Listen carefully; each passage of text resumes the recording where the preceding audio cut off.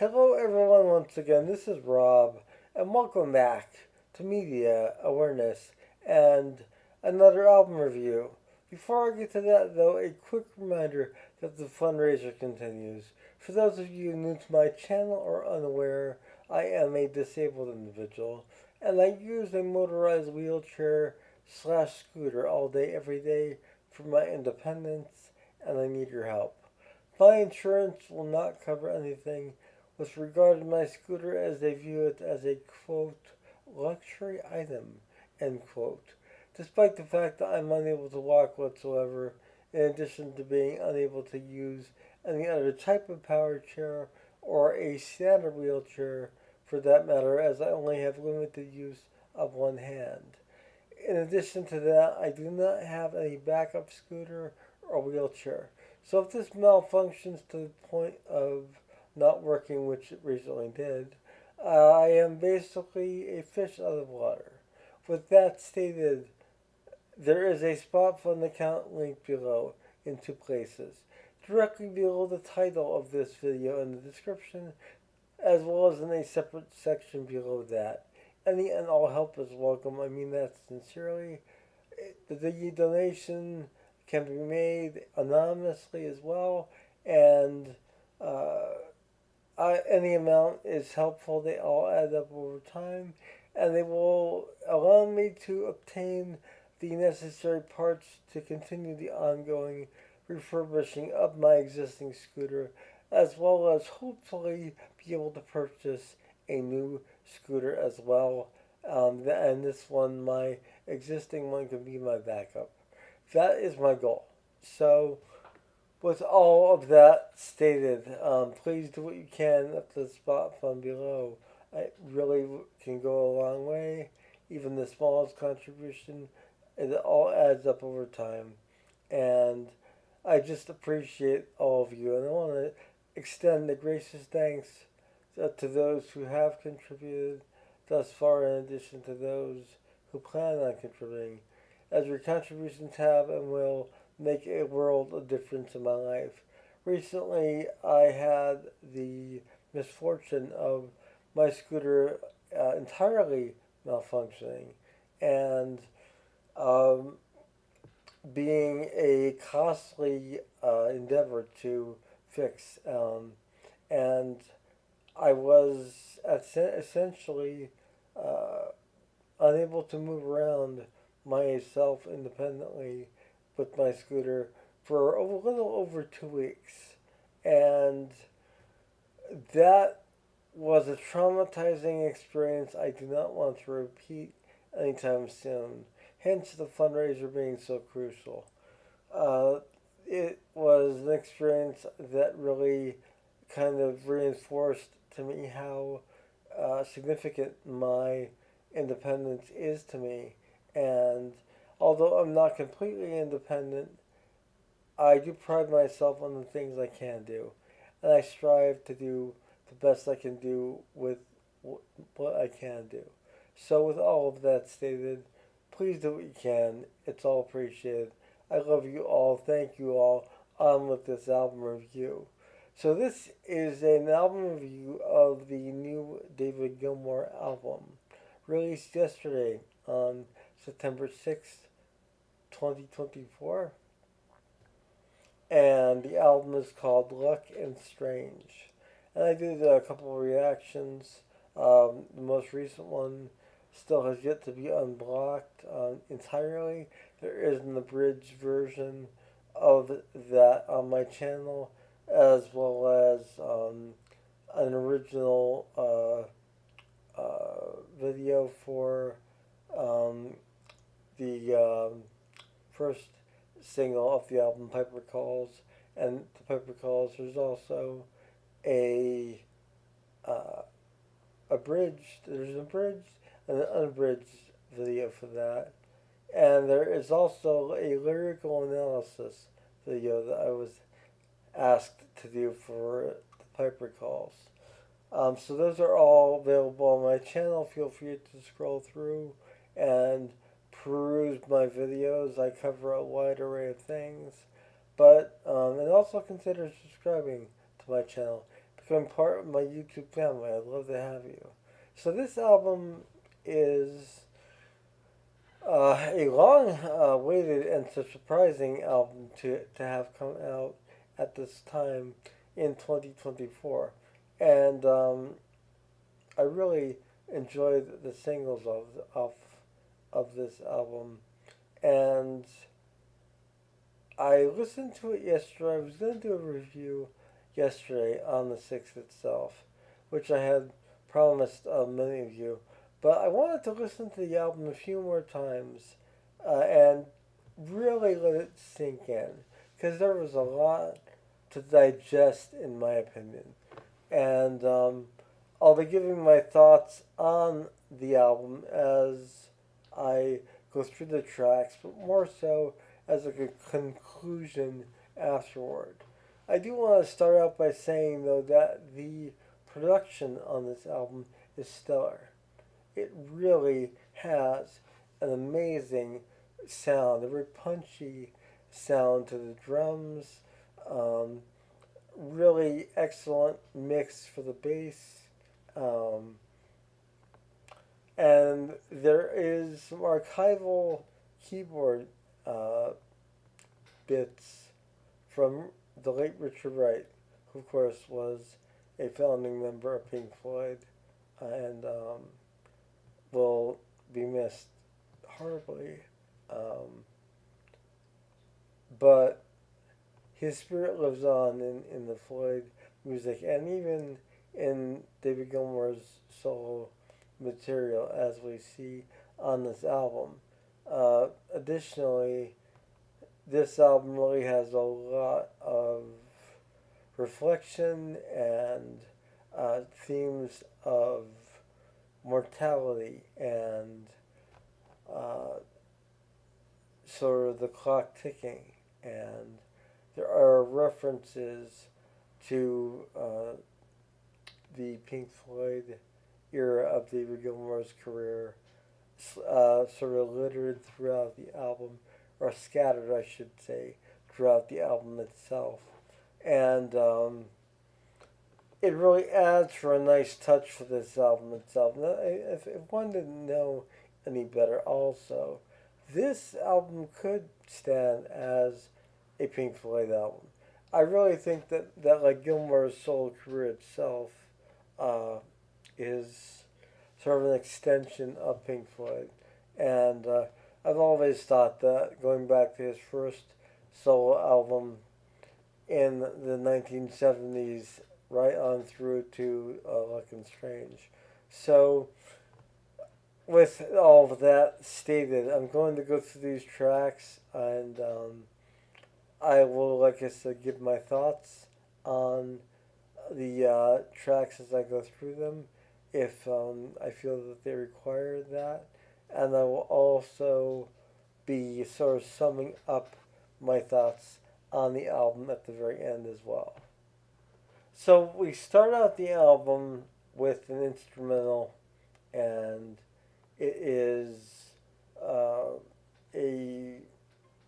about a minute or so long, and it has some keyboard and guitar elements to it.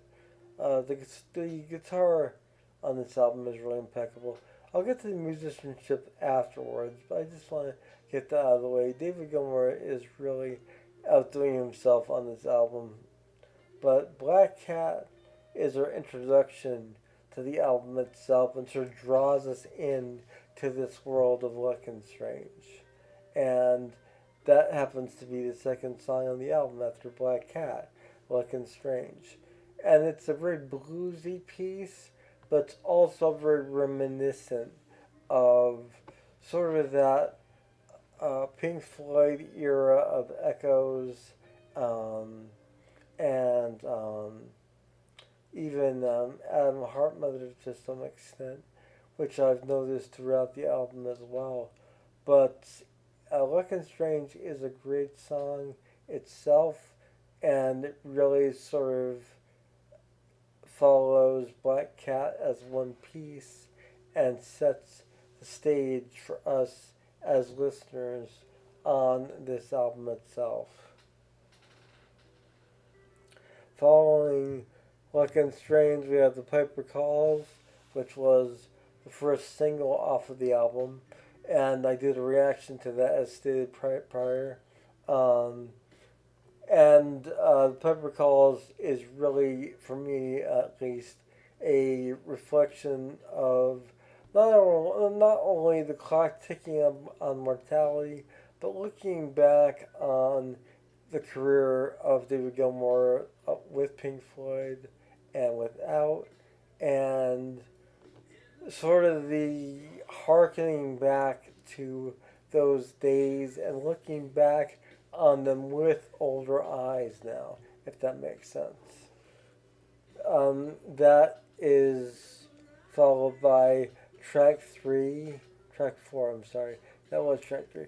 Track 4 is a single Spark, which also keeps that same similar tempo of the bluesy feel, but it's all very much at the same tempo for the most part. This album keeps with that sort of Freudian motif of this sort of steady tempo driving along the album. So it becomes more of an experience as opposed to a single track by track um, experience. It becomes one entire experience all in and of itself. So, and the single Spark is a good song. Has some great lyrics and a real good feel to it. Everyone is on a great level. That is followed by track 5, which is an instrumental, which I consider an interlude, which is called Vida Barris, and that is played on the harp, I believe, by Romana Gilmour, David's daughter. And it's really a beautiful piece, and that transitions into Between Two Worlds, which Romana sings on entirely, and is accompanied by David on guitar very aptly and very intensely. And it really is a good parallel, and it's a good point of sort of marking the album at the halfway mark with this sort of passing of the torch to a younger sound, a younger generation of his daughter, who has a beautiful voice, by the way. Amazing on the harp as well, but beautiful, beautiful voice. And she really shined on this track. And it really is a beautiful piece. And it, like I said, it sort of marks that division of the old and the new, in my opinion. Following that, we have track 7, which is Dark and Velvet Nights, which I did the recent reaction to, and I'm still waiting for the uncensored version to be unblocked. Hopefully it will be. That way you guys can see me jamming out to it. It's a really intense piece. I really think it has a lot going for it in terms of the music and the lyrics and the vocal delivery of Gilmour, and the guitar as well, of course. That is followed by track 8, which is titled Sings. Then we have track 9, which is called Scattered.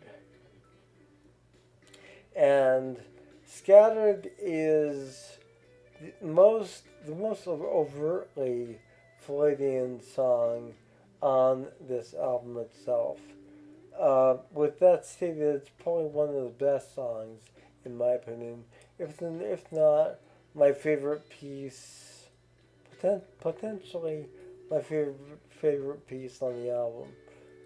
It's sort of a toss up between that, the Piper Calls, um, between um,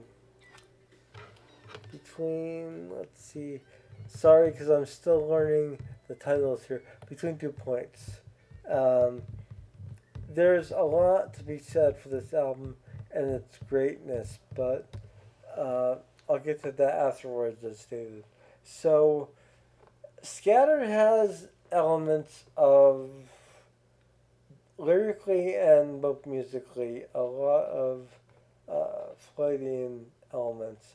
You have the Pink Floyd style piano used on Echoes, famously on the album Metal, and sort of their first real foray into the long form epic successfully. Some might say. I would argue with that and say Adam Hartmuther sort of really also um, nailed that era of the long form epic, but that's just me. Also, there is a lot of different lyrical references to Pink Floyd on Scattered, um, and to the ticking of the clock and mortality.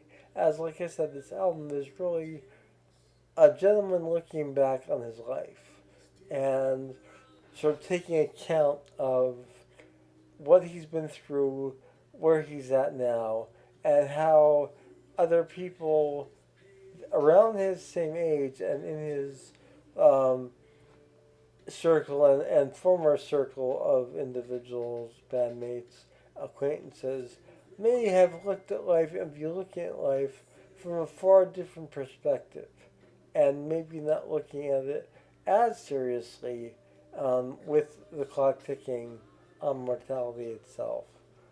So, Scattered is followed by track 10, which is Yes, I Have Ghosts. And this is really a beautiful piece. And I believe Ramona Gilmour plays harp on this as well. It is really a beautiful lyrical and uh, interesting look at life and an honest look at how no one is without their ghosts. Really, we all have our ghosts, and some of us more than others, and it's how we deal with those ghosts and how we handle our lives that is really the key, in my opinion. And David's daughter again adds vocals to this track as well, and it really is a beautiful testament to um, David's career and his career both as a solo artist as well as with Pink Floyd. And the final track on both Spotify as well as on Amazon's track listing is a jam bar. It's labeled as um, original barn jam for Luck and Strange, and I really think that it could have been labeled as Luck and Strange reprise, because it's an entirely similar yet different version of Luck and Strange. It's also a lot longer, but it is a jam. There's no vocals on it, but it really has that sort of extension of Luck and Strange has a feel to it, and it really has a lot going for it with that stated. So there you have the entire track listing itself. Now I'm going to minimize this and talk about the musicianship and the lyrics. As the lyrics from more than half of the album were composed by David's wife, Polly Sampson, his longtime writing partner as well. And I think she's really a poet, in my opinion, and really captures the essence of David's life, David's career, and really knows how to convey those elements of him in a beautiful, elegant, and yet reflective manner that really accents the album as a whole, in my personal opinion. Uh, the bass playing, of course, is phenomenal on this album. There's no bad players. The keyboards sound fantastic. Um, like I said, the drums are really tight as well. The rhythm section as a whole is really tight. But David's guitar work on this album, although somewhat um, melancholy in its nature, is also rather intense at times. And I think it sort of really comes out and screams when it needs to, as opposed to simply guitar solo for the sake of guitar solo. It's more of when you need that intensity, it's there, and when you don't, it's not. And that's the right way to go about doing things. This album may be our last David Gilmour album. I don't know. We hopefully will get a live album from the tour, which I think we will. I think that's pretty much guaranteed. A live album and accompanying Blu-ray, DVD, whatever. That's almost guaranteed at this point in time. But I really, really think that this album, like I said prior to going through the tracks, it could be considered a Pink Floyd album, as most of Gilmour's, if not all of Gilmour's, solo albums really qualify as, in my opinion. When he decided to retire the Pink Floyd name for his solo career with On an Island, I listened to the album and I couldn't help but hear Pink Floyd. I don't know whether it's due to Gilmour's voice or the musical styling, but it was very Pink Floyd in my opinion, as was most of his solo work in general. Of course, we had the Endless River, which was the final Pink Floyd album, which came years later. And that album was a nice send off to Pink Floyd, and it was an album that I don't revisit often. It doesn't have a lot of moments that really draw me back to it, but I listen to it when I sort of need a time of reflection in my own life, or a time of pondering my own life and my own experiences throughout my life. And it's one of those type of experiences for me. But it's not something I could do every day. This album you could put on at any time, in my opinion, much like any Pink Floyd album, and just let it play from beginning to end. There are no bad songs whatsoever. They're all phenomenal pieces of art. And I really admire the musicianship, the lyrical composition, and the vocals on this album, as they are all stellar. Production also elevates this album to a higher level, in my opinion, as well, and really makes this album one of the best albums of the year. Uh, and makes things difficult for me in terms of ranking best albums for media awareness for 2024 on New Year's Eve of this year. So if you're not familiar, every year I do a top 10 ranking of albums. And this year is going to be very, very difficult. There's going to be a lot of honorable mentions. But this album really has a special place in my heart. As a Pink Floyd fan, as a David Gilmour fan, I love it. And the artwork, as you saw at the beginning of the video, is of the album itself. There is a special deluxe edition that was an Amazon exclusive as well, that was different cover, which I've been showing for my videos that have been blocked. But the artwork is really sort of poignant, in my opinion, and it has meaning in my life. You know, you have the waterfall, you have the figure standing up there, and it's sort of a, this is it. This is the end. And whether it is or not, that's what it symbolizes to me.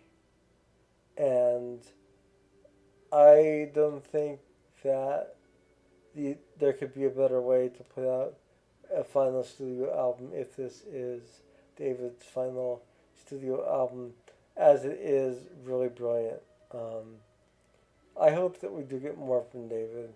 He is a highly underrated individual as a solo artist, and I do apologize if I tend to refer a bit too much to the connections between him and Pink Floyd, but it's difficult for me not to.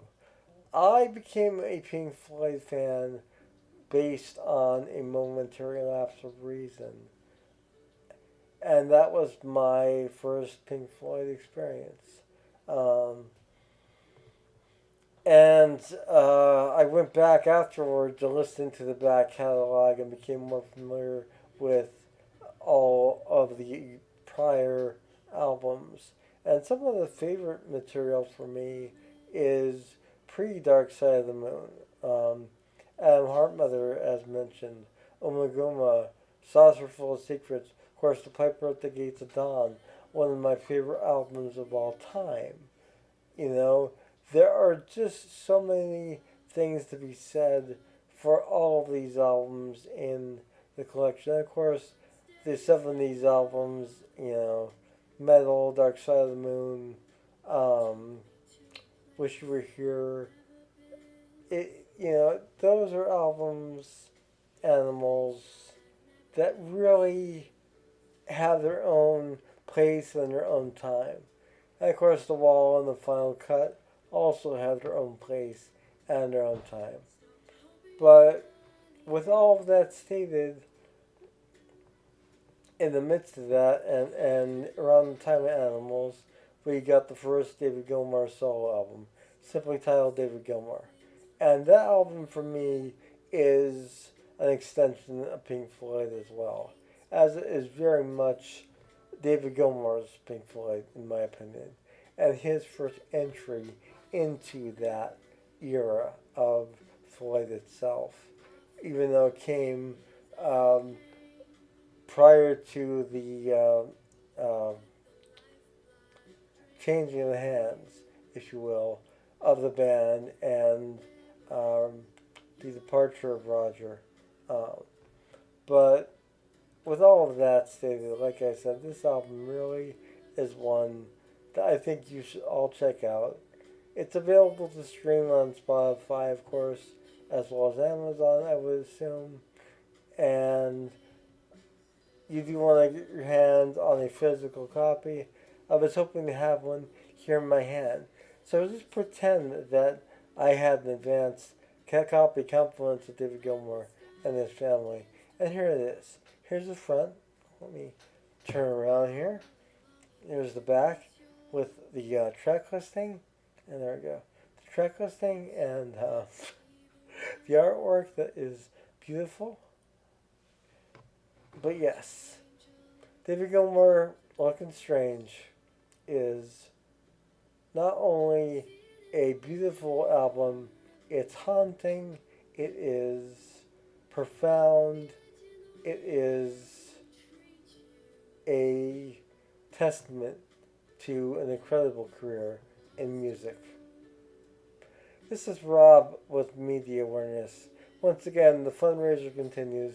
Please do what you can. Any and all help is welcome. I will see you all again soon. Have a wonderful morning, noon, or night, wherever you are. Take care. Bye.